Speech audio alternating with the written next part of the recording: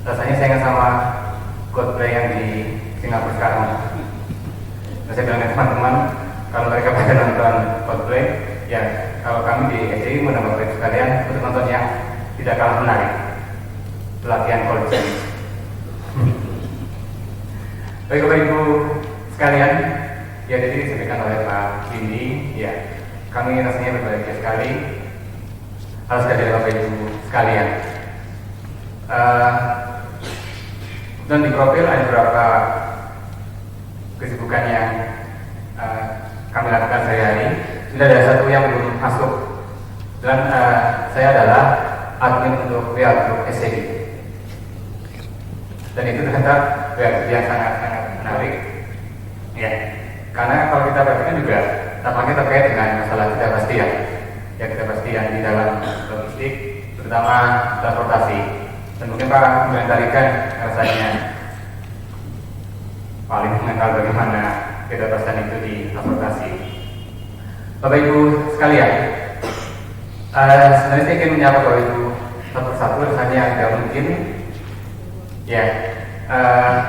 Dan kebetulan dari apa yang akan saya paparkan itu ada dua hal.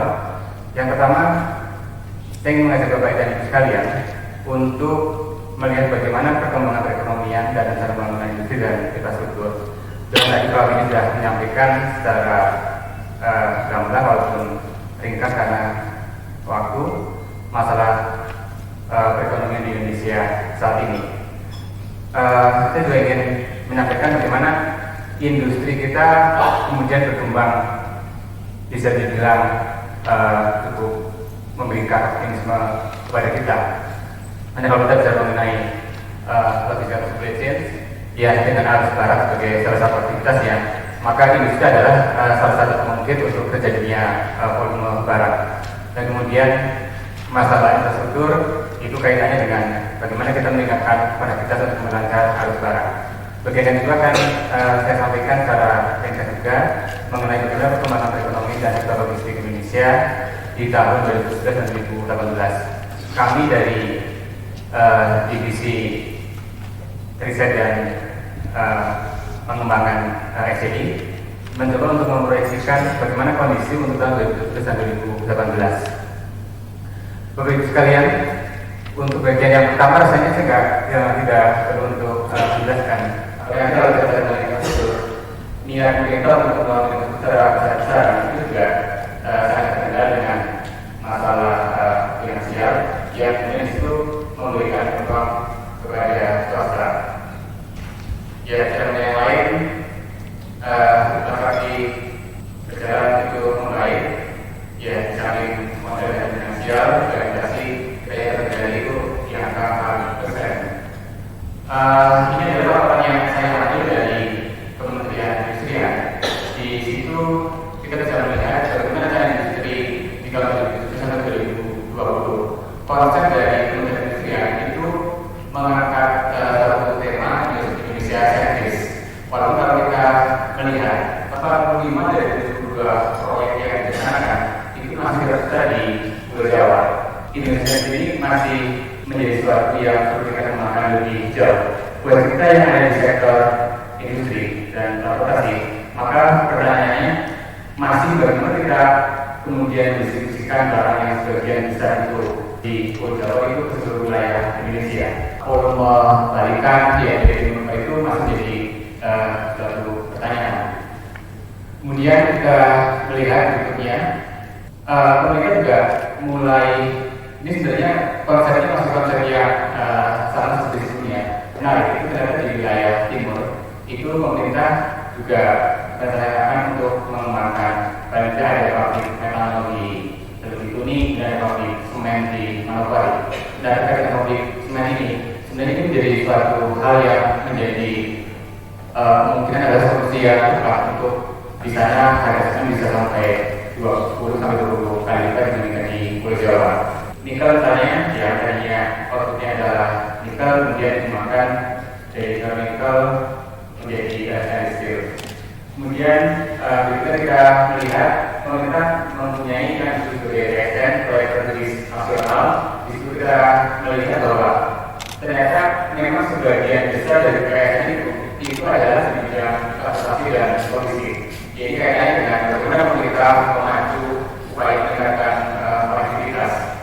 Kaitannya dengan logistik itu tentu ada, karena kita melihat bahwa kendala pengembangan industri itu selain infrastruktur untuk konektivitas dan seterusnya, itu kita masih terkendala dengan infrastruktur yang dasar, ya listrik, air bersih.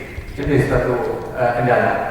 Ketika pemerintah menargetkan di 2019 35 gigawatt, ini menjadi sesuatu yang membuat kita optimis. Tapi kalau kita melihat pencapaiannya, itu memang menjadi tanda bahwa perlu ada percepatan yang intensif untuk bisa mencapai target. Itu juga bisa kita lihat di pengembangan jalan tol, jalur kereta api, pelabuhan dan seterusnya. Pencapaian di tahun 2016-2017 itu terhadap target 2019 masih kurang. Ini juga bisa kita lihat di rencana infrastruktur. Itu pemerintah hanya menargetkan pembiayaan dari APBN hanya 124 triliun dari total 500 triliun. Nah, dari swasta itu justru paling besar, itu sebesar 154 triliun. Ini juga bisa kita lihat untuk sektor logistik dan transportasi, misalnya pemerintah membuka dari 67, dari 33%, dari 67%, dari 100% untuk beberapa sektor. Ya, termasuk untuk pengembangan cold storage itu sekarang sudah sampai 100% dibebaskan untuk asing. Kemudian kalau kita melihat angka-angka berikutnya, ya memang kita melihat partisipasi dari swasta ini masih menjadi sesuatu yang sangat diharapkan. Bapak Ibu sekalian, dari beberapa hal yang sifatnya makro, ya baik industri maupun infrastruktur, saya mengajak Bapak Ibu sekalian untuk melihat bagaimana pertumbuhan perekonomian di tahun 2017-2018 berdasarkan data yang kami olah ya dari BPS untuk dari 3 tahun terakhir. Kita melihat bahwa di tahun 2016 itu kontributor terbesar terhadap PDB itu masih industri pengolahan, baik migas maupun non migas. Ya, kontribusinya 20%, 12% itu dari migas dan 16% itu dari non migas.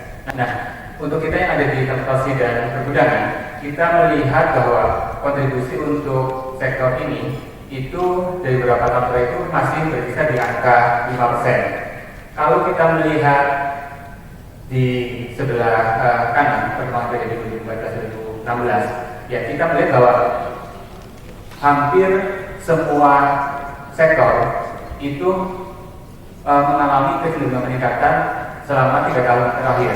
Tetapi ada satu sektor yang anomali kalau dibandingkan yang lain, itu adalah untuk pertambangan dan penggalian. Percepatan pemerintah untuk meningkatkan infrastruktur, ya itu tergambarkan di peningkatan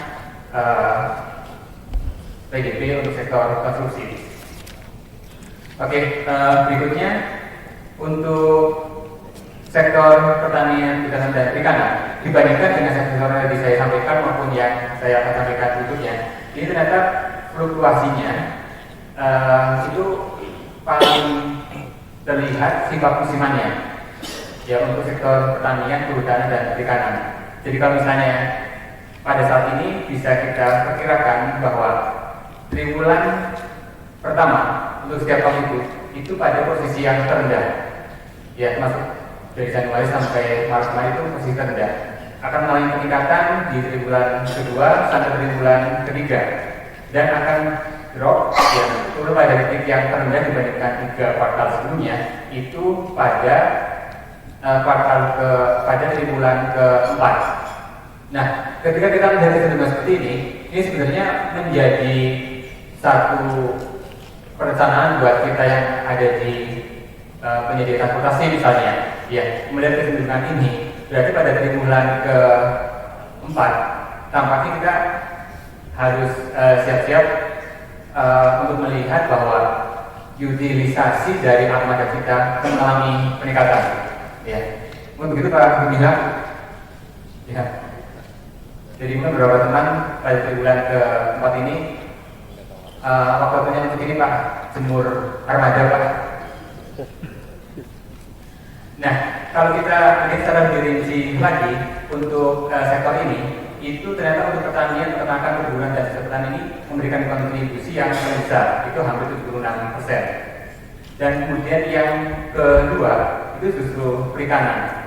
Kebetulan kami di SDI kami terlibat sebagai tim di implementasi sistem logistik ikan nasional. Kita melihat bahwa potensi untuk sektor perikanan ini akan sangat meningkat. Ya, pemerintah melalui Kementerian Kelautan dan Perikanan itu mempunyai program yang sangat bagus, didukung dengan tata regulasi, tata perundangan yang sangat kuat. Kita bisa melihat kalau dari sektor ini kita bisa menyimpulkan bahwa perikanan itu yang ketiga terbesar dibandingkan tanaman pangan, kemudian perkebunan yang kedua, dan yang ketiga adalah sektor perikanan. Oke, berikutnya ya.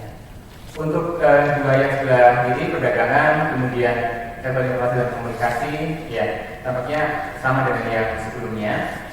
Ya, tetapi yang anomali yang saya sampaikan untuk pertambangan dan penggalian itu di 2014 dan 2016 itu sangat berfluktuasi. Kalau kita mengambil angka di tahun 2016 saja, ya proyeksi triwulan 4 triwulan di 2016. Oke Bapak Ibu sekalian, demikian pengantar yang bisa kami sampaikan ya sebagai bahan diskusi untuk kita berseminar satu hari ini. Ya, sekali lagi kami mengucapkan terima kasih ya atas nama SCI dan Poster Max ya atas dari Bapak Ibu sekalian. Ya, terima kasih dan selamat berseminar. Assalamualaikum warahmatullahi wabarakatuh.